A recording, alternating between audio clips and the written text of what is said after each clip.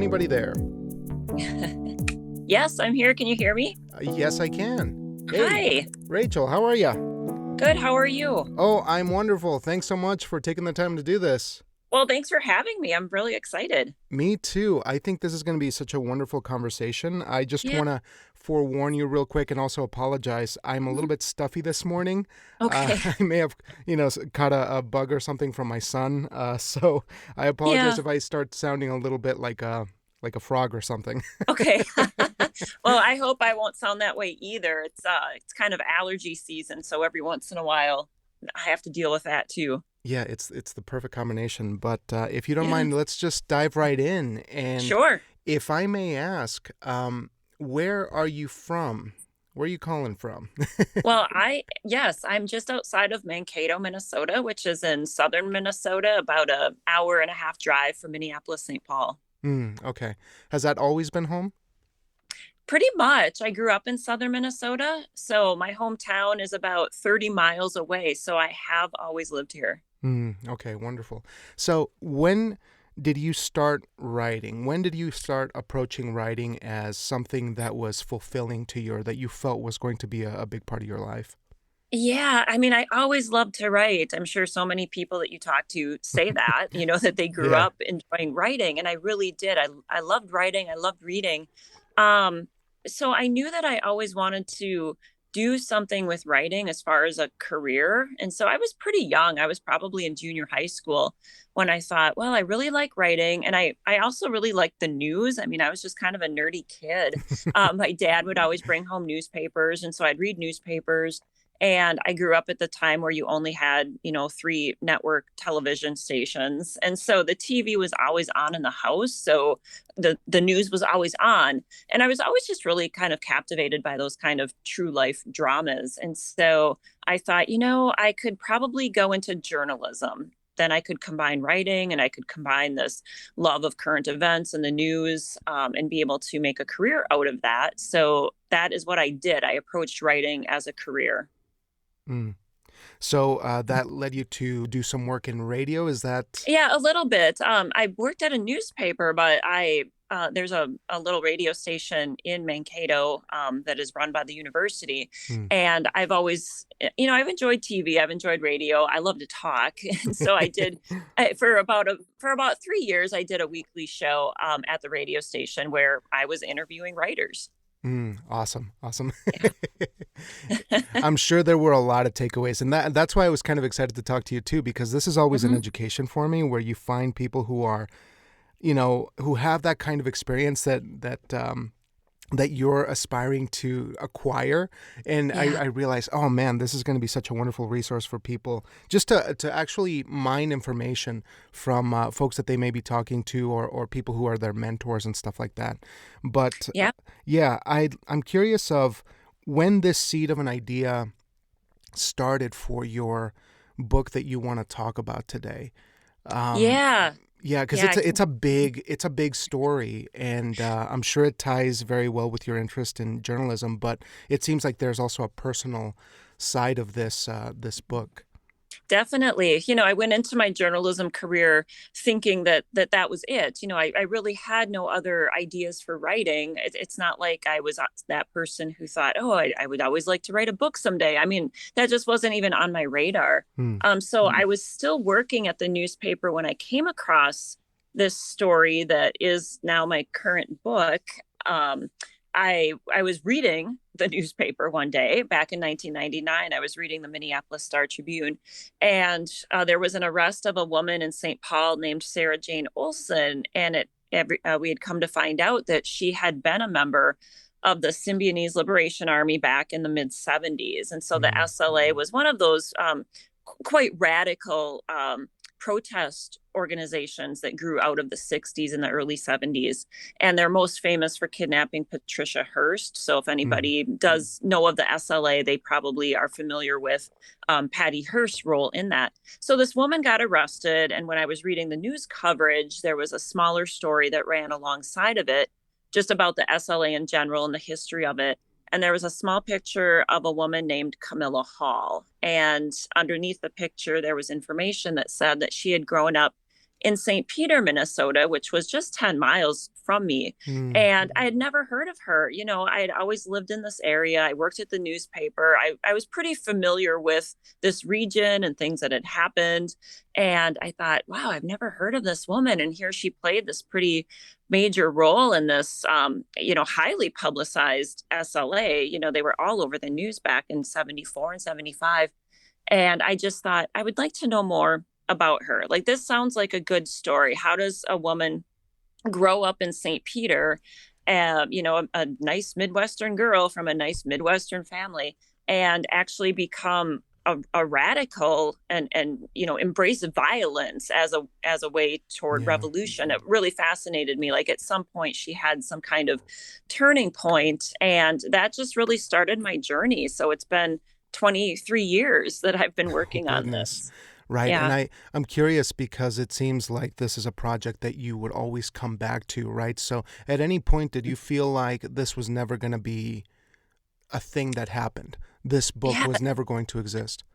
No, I mean, I felt so confident in the story. Like, it was a good story, and she's such a mysterious character. And I think people like reading about people like that, where you're just trying to figure out, what was she thinking? Why did she make the decisions she did?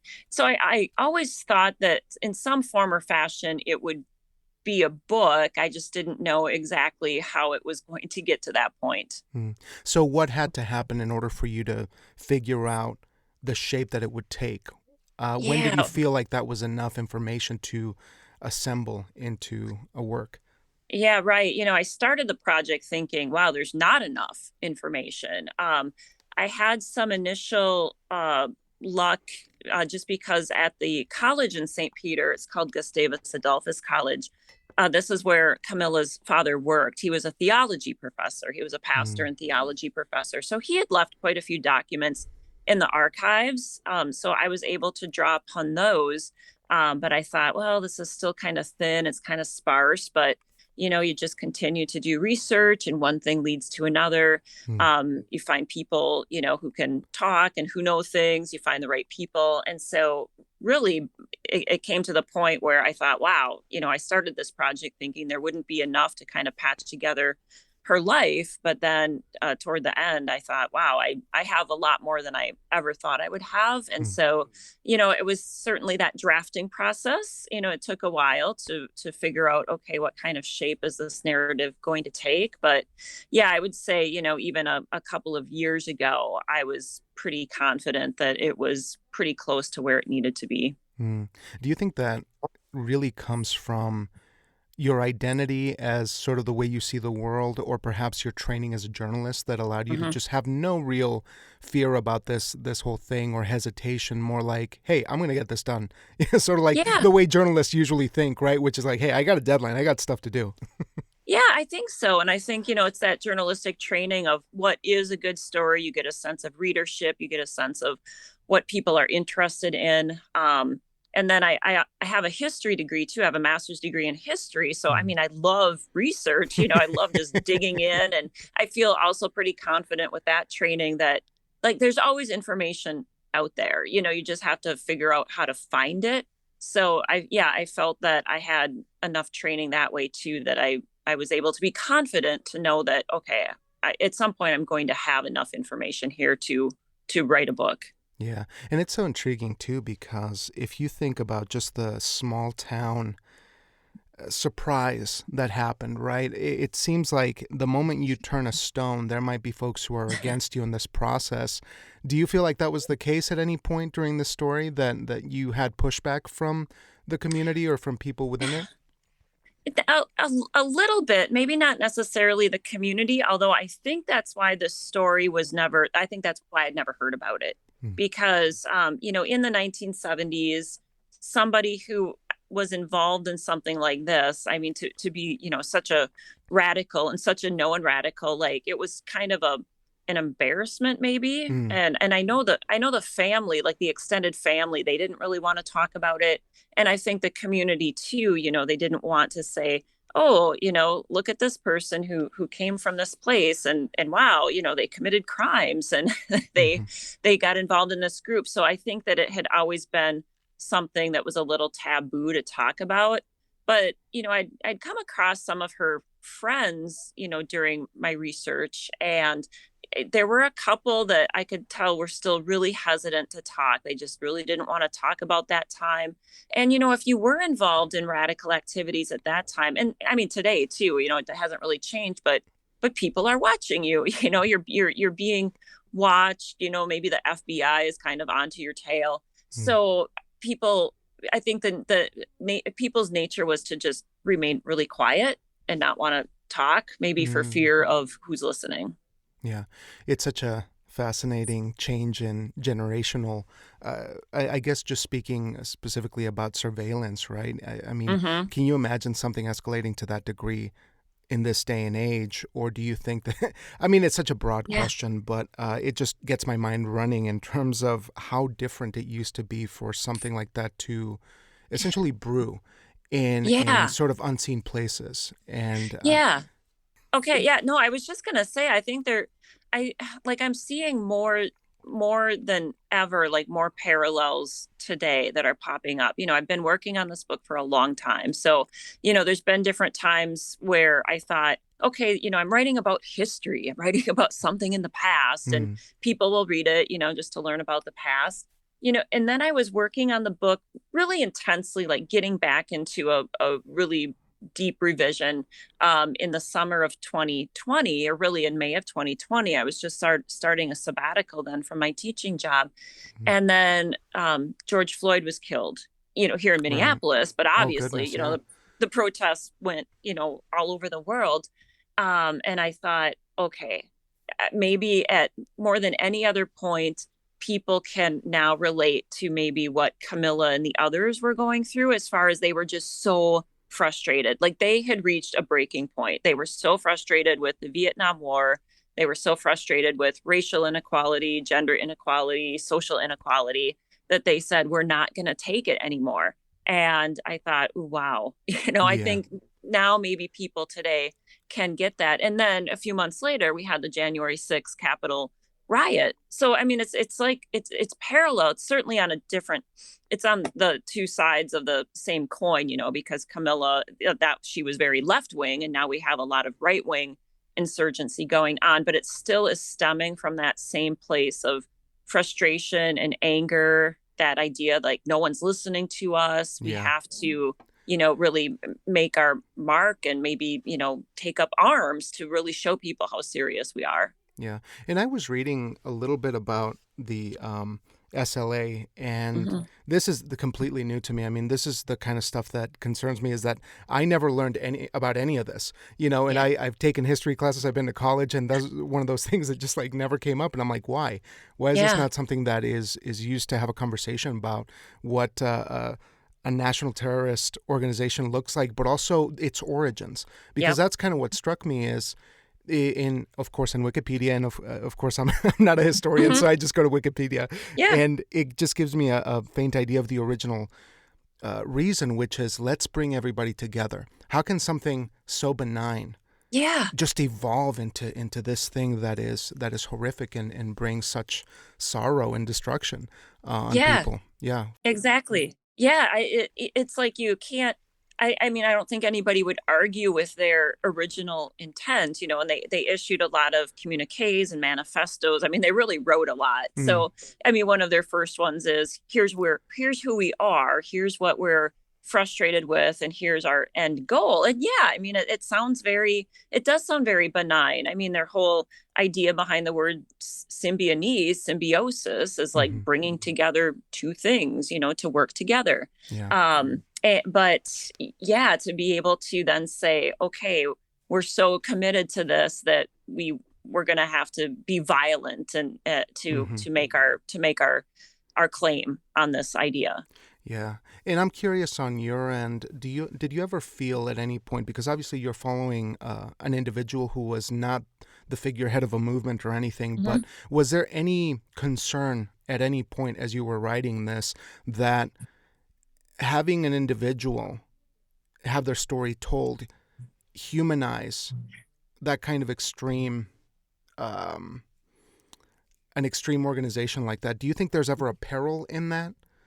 Yeah, I've thought a lot about that because I mean that really was my goal. Mm, Because like one thing that upset me or that I didn't like is how Camilla was always portrayed in media accounts. And so she was killed. She and five other SLA members were killed in May 1974, about 3 months after the Patty Hearst kidnapping. And I think because those six died and Patty Hearst went on to be on the run for like another over another year, people forgot who those six people were who had died. And the coverage at the time, it's like that coverage at the time was kind of just frozen in amber, you know? And mm, so Camilla was portrayed as this crazy radical. She was called a militant lesbian. I mean, she was really talked about in really, really rather cruel terms, you know, yeah, overweight and, you know, those kind of things. And I thought, well, that's so sad. Like that's so one-sided. Like that is not, that's who yeah, she was in the moment she died, but who was she before that? And I just think it is important to look at the full person, you know, yeah, because something happened somewhere. I mean, for anybody who's made those kind of decisions, what has happened to make them go down that fork in the road? yeah. And I guess it's part of the education of getting the word out there. You have to mine deep into who the person used to be to really contrast that transformation to see who they were. But did you feel there was an attachment of any kind? Like you started to feel like we gotta make sure that this person is conveyed in the most honest way. Like you felt a responsibility to do that Mhm. at a certain point? Yeah, I did. You know, I thought about her parents, and I never met them. You know, they had died before I had started the project. But I've read a lot of things that they have written, or especially what her father had written. He was a very prolific writer and left a lot of things behind. And you know, they just, by all accounts, were just the sweetest couple. I mean, just sweet, just generous, very, very kind people. And so I just think about them too. You know, to have a fuller picture of their daughter out there, and not, you know, the monster that she was portrayed to be at the very end. You know, I felt like I had some kind of a duty to them as well. Yeah. Has this made you look at your town, your region differently? How has exploring this story changed the way that you see your community? Yeah, I well, definitely. You know, I think like I was talking about earlier, communities like to you know, keep kind of the dark sides quiet, which makes sense, you know.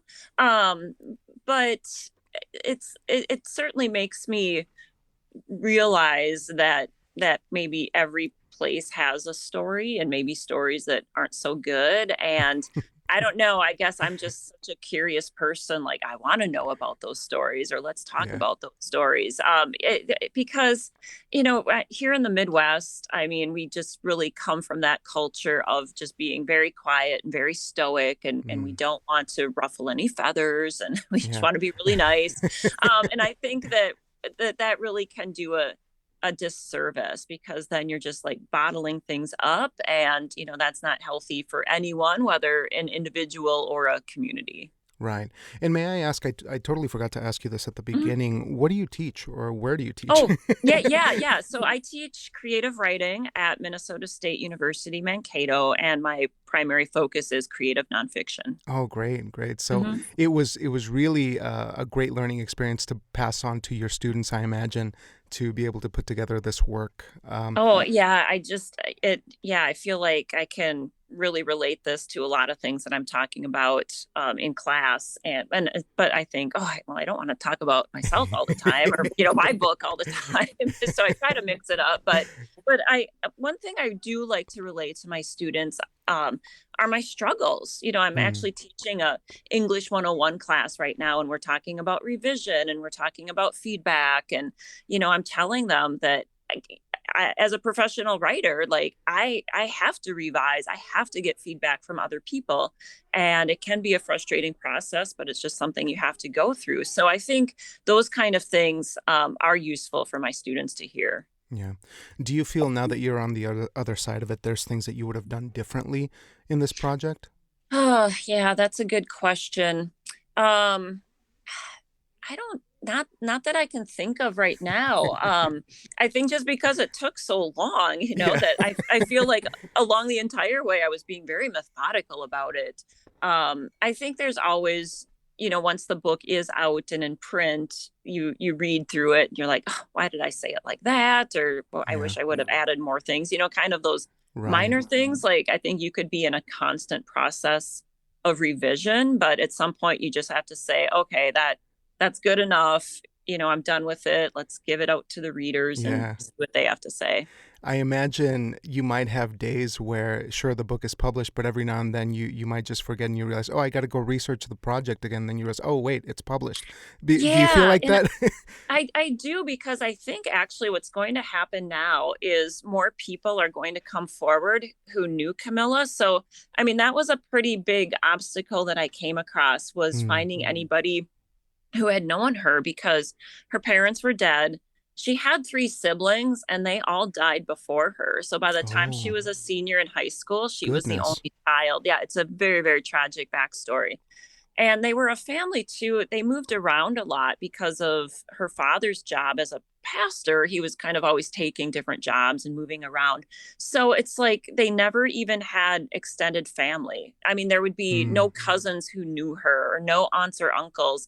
She had friends, throughout her life, but they were friends who only knew her for like a very specific moment in time. I mean, there's no lifelong friends or anything like that. So that has definitely been the challenge, is just to find anybody still around who knew her. But I think when the book comes out, more people are going to come forward and say, oh yeah, I knew her, I went to school with her. In fact, there was just an article, a Q&A with me in the Minneapolis Star Tribune, and somebody had contacted the book's editor and said, I used to babysit Camilla. Oh, So wow. I'll be really excited to keep talking to those people, and I think that talking to them will add so much more to my understanding of her, that at Hmm. that point I probably will wish that those conversations could have made it into the book somehow. For sure. In these days, I imagine there might be an easier way to do like an addendum online of Yes. some kind, because that is Yep. essential stuff, right? I mean, this is the Yeah. kind of book that empowers folks to feel like they have something else to add to the conversation of what Yeah. happened. And yeah, that's just got to be a solution somewhere using the digital space, I Oh, I hope. think so. Yeah, I Yeah. think so, and I'm really looking forward to that. Whether it's blog posts or just writing some other things up and offering that out there for people to download. Yeah, I think those stories will be important. Oh, it's amazing. Now, I want to switch gears for just a Mhm. moment in terms of getting this book to see the light of day through the publishing process. Yeah. How difficult was this of a sale to an editor, an agent, or did you already have relationships that allowed you to have a conversation about this book? Yeah, I did have a relationship with an editor. I have a memoir that came out about 9 years ago, or over 9 years ago, Mm-hmm. and that was through the University of Minnesota Press. And so I had a Mm-hmm. great relationship with my editor there. And so he knew this whole time that I was working on this project. But it was kind of funny because it was in the summer of 2020. And so I emailed him, and I think I emailed him maybe the first 50 pages or something. And I didn't hear back, and I didn't hear back, and I didn't hear back. And I thought, well, okay. Yeah, that's fine. Because, I think what writers are always kind of hoping too, there's maybe always something in the back of their mind. They're like, well, maybe this has like bigger potential. Maybe it can go beyond, a regional press. Mm. Maybe somebody, would take it. So I thought, well, I will query agents, because on the off chance that maybe an agent says, okay, yeah, I think this is something I could sell to a bigger publisher. So I did that. I did that whole querying process through agents, and Mm-hmm. I got some good bites back, but ultimately the general consensus was, oh, we don't really know how to sell this. Mm-hmm. It all came back to marketing. Well, then I got back in touch with my editor at the U of M Press after a long kind of time that we Mm-hmm. weren't in touch, Yeah. and finally got a hold of him. And at that point, he's like, oh yeah, yeah. And he apologized, and it was COVID, right? And Oh, so, right. he had some issues going on. through COVID, which kind of explained his absence. But once I got back in touch with him, I mean, he was like, "Oh, no, no doubt. Yeah, we'll take this." Oh, that's amazing. Because Yeah. it's nice to see that a press like that is willing to take the risk of something that doesn't fit neatly into some kind of quadrant or some Yeah. kind of idea of what a marketable piece of storytelling is. But do you feel like there's any advice to share for younger writers who are going through Hmm. that process if they don't have something that is immediately recognizable as a marketable story? I mean, what do we make of that Yeah. as people who are Yeah. going into the publishing field with these kinds of I stories? Yeah, I love small presses. I love small presses so much. Because they are doing that work that is just that's not cliched, and I mean that's not to say big publishers are putting out cliched things, but big publishers, they do want the things that have already been working. And I Hmm. did have the chance to talk to an agent one on one who was interested in this story. And but she's like, oh, that's kind of a hard sell. She's like, if you have a World War II story, yeah, we can sell that. And I thought, wow, there are just these categories out there yet that they're looking for. But the small presses are so great because I have really found that the editors are so responsive. Like I had queried another university press, and the woman who wrote back to me, she gave me, I don't know how much, she might have just read the book proposal, but she wrote back this really careful, thoughtful feedback. Mm. And there was another editor that I'd worked with on with my memoir, just informally. I mean, it's the That's press amazing. yeah, I didn't have a contract or anything, but she believed in it, and she's like, okay, I really like this. I will work with you to help get it in shape to see if we can pitch it. So I think that those small presses, university presses, even if they're not giving you a contract, I have found those editors, if you're going to query them, that they are very responsive and helpful. Oh, that's amazing. Yeah. Wonderful to hear as well. I want to ask you about your memoir just before, Hmm. I got a couple more questions. I don't want to keep you too long, but Sure. how did this begin for you, the memoir, Hmm. knowing that you had enough there to Yeah. create something for folks? Yeah. So the memoir started, I was taking a graduate class in creative nonfiction. This was part of my history program because I had to take a couple of classes outside of the history field. And I was working at the newspaper, and I thought, well, I'll take this creative nonfiction class because it will help me be a better writer for my newspaper job. Mm. And I wrote this essay about a gravestone that I had remembered when I was really small. So my dad was a gravedigger. So I spent a Oh, lot of time in cemeteries. I wrote goodness. this essay about this gravestone of a teenage girl, and I liked it. I was like, oh wow, this was kind of fun to write. And I got some good feedback from my classmates, and I thought, okay, there's more where that came from. Like I had a lot more stories like that of Hmm. of my memories being in a cemetery. And so I thought, I think I could probably write enough here to pull it together into a memoir. Oh, that's amazing. And you're touching on something that really fascinates me. I worked at a cemetery for some time. I was the paperwork person for Yeah. about 5 or 6 years. Just incredible histories that are to be Oh. found in your small Hmm. towns. That's why I think you're touching on things that are very, very important to me and should be important to a lot Yeah. of people. Preserving Right. their history, looking into their history, but Yeah. also, oh, I'm sorry. Oh no, I was uh, just going to say that I think that being in the cemetery environment, how I was growing up, is absolutely why I was a history major. I mean, I just right away, I was just so fascinated by all those gravestones and mm, just that idea. I mean, I was young. I mean, my dad became a gravedigger when I was 2, so I'd spent a wow. lot of time really little. They would just take me to work with them because they also mowed cemeteries too. So I Yeah, would just be sitting in cemeteries all day long.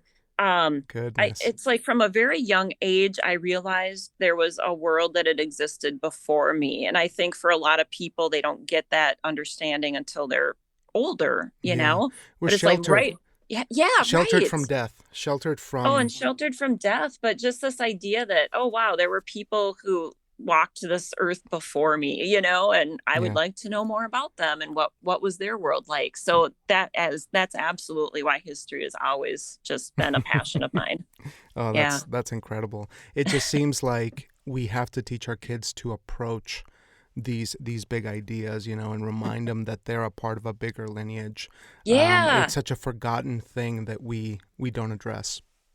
Right. And when something happened, like the pandemic and, people, I mean, rightly, we're freaking out a little bit. But I think if you have that understanding of history, you can say, we've been here before. Or like the political landscape right now, we've been here before. Like there's no need to freak out. We've been here before. How did we deal with it back then? How can we deal with it now? It's kind of a very calming perspective, I think. No, absolutely. It gives us a sense of humility because we're never at the forefront of anything. We're almost, and I apologize if this is being reductive to a history major, but it seems like we've been here before, like you said, but we're not reinventing the wheel, even though we think we are. Right. It's just, exactly. Yeah. And there's no need, let's just figure out what they did in the past. If that didn't work, well, then we can shift gears and figure out how maybe it can work. No, exactly. So when did the memoir come out? You said about 9 years ago? Yep. So the memoir came out in 2013. It's called We'll Be the Last Ones to Let You Down. So if you get the little joke there with my dad being a gravedigger, being the last one literally to let you down. Yeah. So that came out in the spring of 2013. Oh, amazing. I'll be sure to put in the link in the episode description so folks can check that out too. Great. Thank you. But I just a couple more questions here to be mindful of your time. How do you manage having a full teaching schedule, I imagine, family, I imagine? The speed of the world is a bit insane. How do you manage time, or what's your system to write? Yeah. Well, it's slow. So the memoir took 13 years from start to finish, and then now this new book is 23 years, as I had mentioned before. But I am the writer who I do not prioritize writing like that. I just can't, because I have this job, like you said. I have a family. I have friends. I like to be out with people. I like to just sometimes watch TV and relax. So it's like where writing fits in, if I can fit it in among all those other things. So maybe it's early in the morning, or maybe it's like, oh, I have an hour or two on a Saturday morning. I can write. It's going to have to slip in after all of those other things are taken care of. I like to run. I like to bike. I like to do yoga. So I mean, being physically active is really important to me. Like my life would fall apart if I wasn't able to get out for a run. So it's like, I know I have to do that first. So after all those other things are taken care of, then I'm going to write. And I know writers, there's writers who will do kind of the opposite. Like, wow, I really have to make sure that every day I have time to write. And it's just what works for you and what is your priority is the question to ask. Yeah, that's a great way to look at it too, because as you're educating these kids, your students, not kids, but they seem like kids.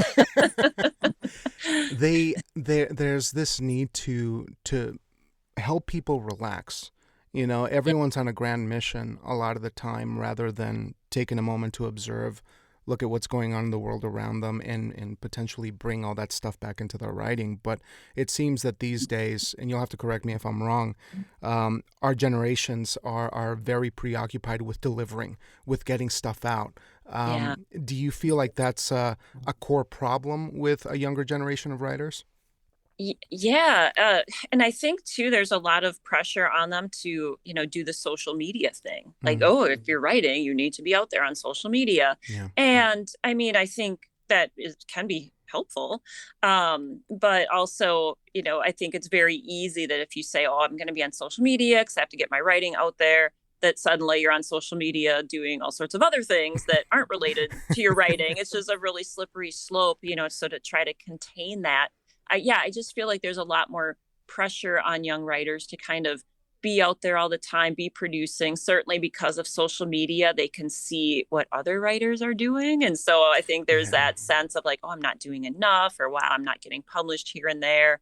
Look at all these great successes that people are posting. Yeah, you can fall into that trap really easily. Yeah, it's such an illusion, but you're doing a great job fighting it by sharing those hardships with them, Yeah. as you said. I mean, that's got to be so liberating for people to Yeah. hear. Yeah, actually, now that we were talking about that, I should do that more.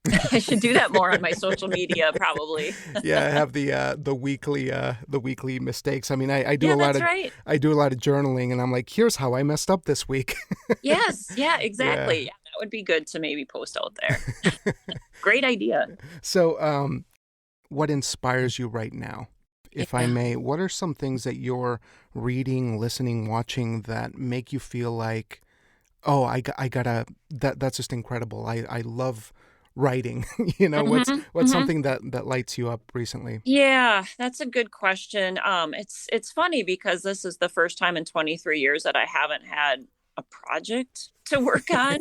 And so it feels a little weird. I feel like, oh, I should be writing my next thing, Mm. but then I think, no, this is good just to take that downtime and just be really observant and letting things kind of come to me. I mean, one thing that I'm doing right now that I am really passionate about, and I'm not sure if it'll lead to any kind of writing or exactly what it will lead to, but that's okay. I have been teaching in prisons. So we Oh, have, goodness. yeah, we Yeah. have a program through our university where the incarcerated can earn an associate's degree. So Mm. last year I taught at a men's state facility, and right now I'm teaching at a women's federal facility. And wow, I mean, Wow. just talk about just kind of my mind being blown teaching that population. They're so passionate and they're so devoted because it's like, here's this one thing like they can do, and they're working to make their lives better. Oh, that's um incredible. yeah, really, really inspiring. And they're just such good students, but the stories they have. And yeah, it's just it's made me really see that system. I mean, talk about a system that really is hidden. Mm-hmm. I Oh, mean, yeah. there are advocates out there that are really talking about incarceration. So I would say that that's something I've been reading a lot more about and trying to engage a lot more with lately. Wow, that's just amazing. I got to commend you for that because it is so necessary. Yeah. Sharing that writing as a tool to overcome things, to get Yeah. better, to grow as a human being, especially for that population, which is Yeah. always severely underserved. And I say this Totally. as somebody who was a case manager for folks who are getting back to work. Oh, sure. This is such an important aspect of rehabilitation of some kind. Yep. You got to give people the tools for it. So, I mean, kudos to you. That's just a wonderful thing that you're doing for your community. Yeah, I look forward to it every week. But it's kind of it's interesting also to see the parallels, like you were asking me earlier about, like humanizing Camilla, Yeah. and I think about like how she kind of parallels these students that I'm working with, because like they've all done something too, and do they Mm-hmm. deserve to be known for just that one thing they did? Yeah. Here's these other things they're doing, now they're going to college. Right. So I just it's been really fascinating to me to see like, oh, this is kind of what I was writing about, and this is Hmm. kind of why I wanted to write about Camilla that way, because she was more than just a bank robber. Yeah. Oh, that's just phenomenal. Hmm. Well, I just want to make sure that we wrap up on a good note. What would you say to somebody who's just starting out in their creative journey? Persistence. I just feel like I should have that word tattooed on me or something, because I think after, a 13-year journey and a 23-year journey to get books published, I always tell people I'm not more talented than someone else. I don't have just some like magical writing talent, but I was persistent. Like I believed in my stories. I believed I had stories to tell, and I knew that they would find a home. I just didn't see the path, because you often don't see the path. You have to figure that out. Hmm. But I was persistent, after querying 100 agents and editors, who either I didn't hear from or who said no. I knew that somebody out there would take both of these stories, and I was just persistent, and I saw it through, and I didn't give up.